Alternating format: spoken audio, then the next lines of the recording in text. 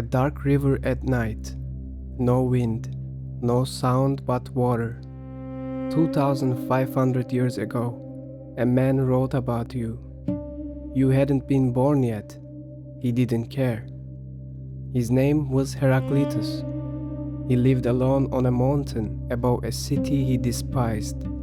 He wrote one book, and in that book, he described exactly who you are. Not who you could be, who you are right now.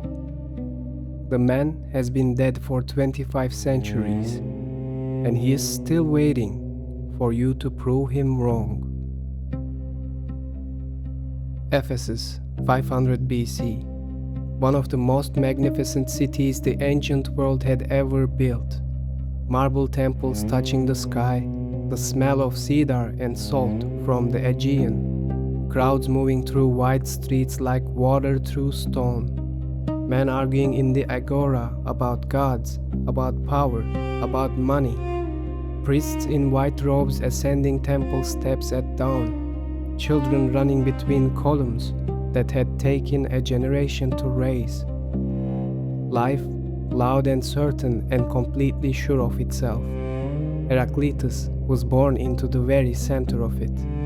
A prince of Ephesus, the highest religious and political office in the city. It was his by blood, by right, by expectation. He looked at all of it and gave it away to his brother, without ceremony, without explanation, and then he turned and walked toward the mountains. He didn't leave in anger. That's what most people miss. He left in clarity. He had watched the man who ran the city, listened to the philosophers who claimed to know the world, stood in the crowds that gathered for every festival, every procession, every spectacle, and he had seen something they couldn't see about themselves, something that made the noise unbearable.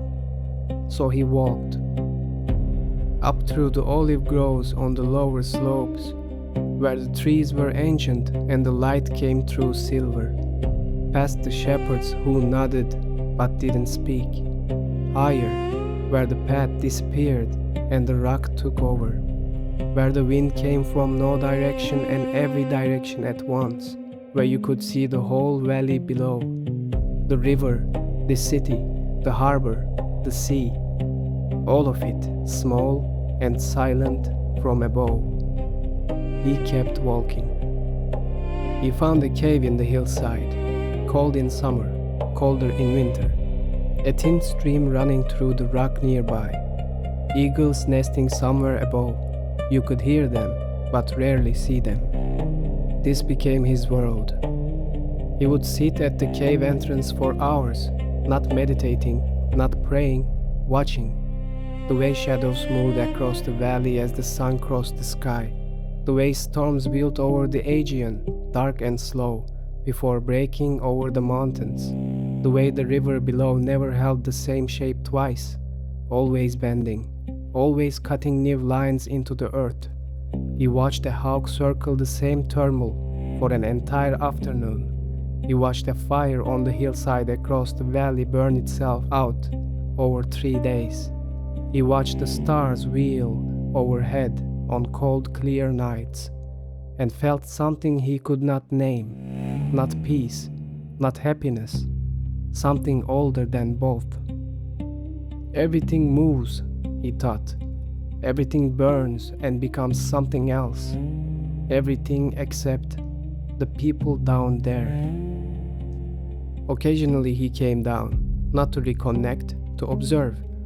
He would walk through the agora and listen, men debating which god to honor, men arguing about whether the world was made of water or air or some infinite formless thing, men completely certain about everything they had never truly examined. He would stand at the edge of these conversations and say nothing, or say one thing, one precise, cutting thing, and walk away before they could respond. They called him arrogant. He called it efficiency. Much learning does not teach understanding, he wrote. Otherwise, it would have taught Hesiod and Pythagoras. He named them the most respected minds of his age, called them learned fools, and went back up the mountain. There's a river near Ephesus, the Meander.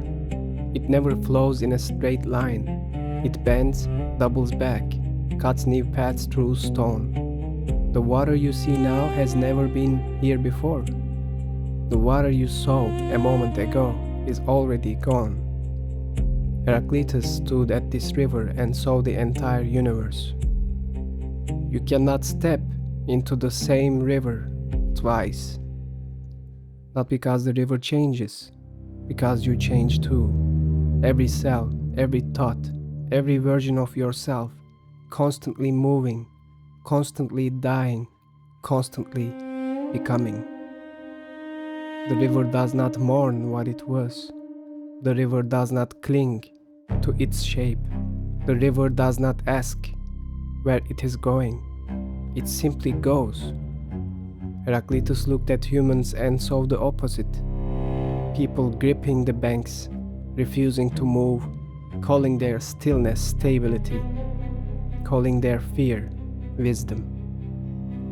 You stepped out of the river, he thought, and you called it standing on solid ground. He believed the universe was made of fire, not literally, though Ephesus had seen enough of that, but fire as a principle, everything in constant transformation, nothing solid, nothing permanent, nothing safe. The mountain you stand on was once the bottom of the ocean. The ocean you sail across was once a desert.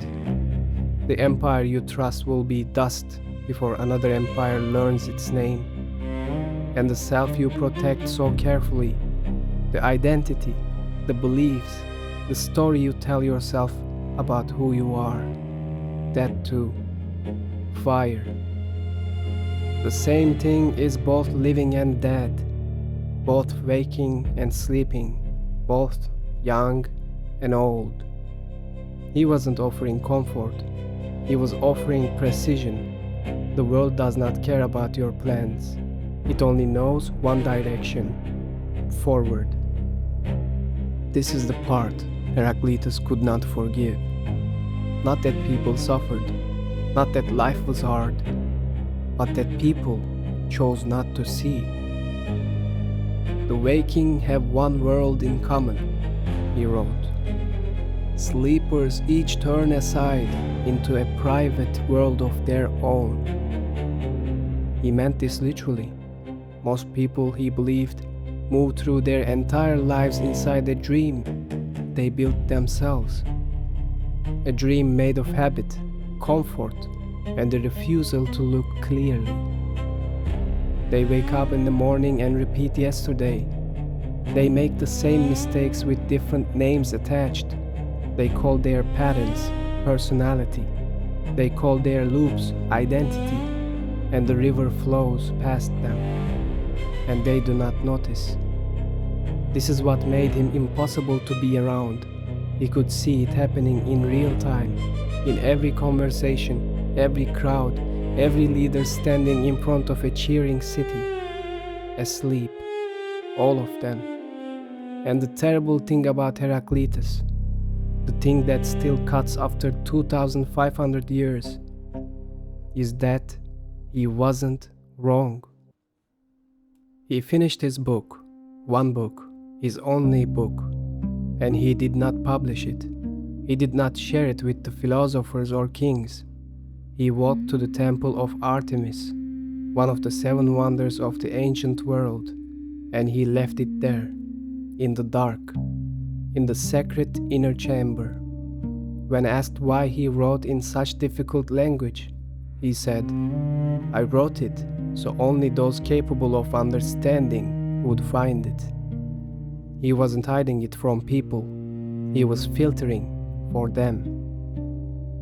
If you had to work to understand it, you were ready.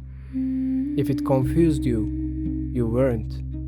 He had no interest in simplifying truth for people who hadn't earned it. His contemporaries called him Heraclitus the Dark. the obscure, the riddler. He took this as a compliment. He got sick near the end of his life, dropsy, his body retaining fluid.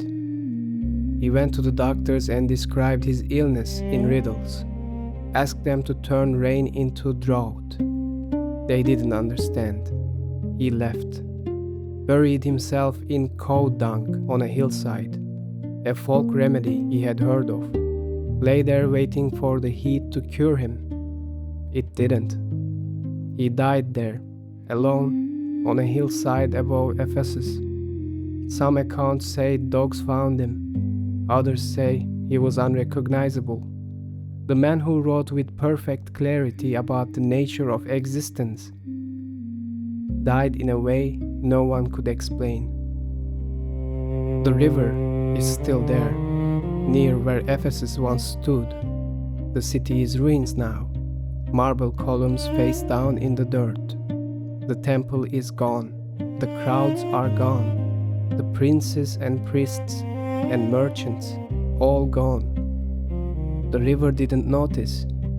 Heraclitus wrote that everything is in flux, that nothing holds its shape, that the only constant is change itself.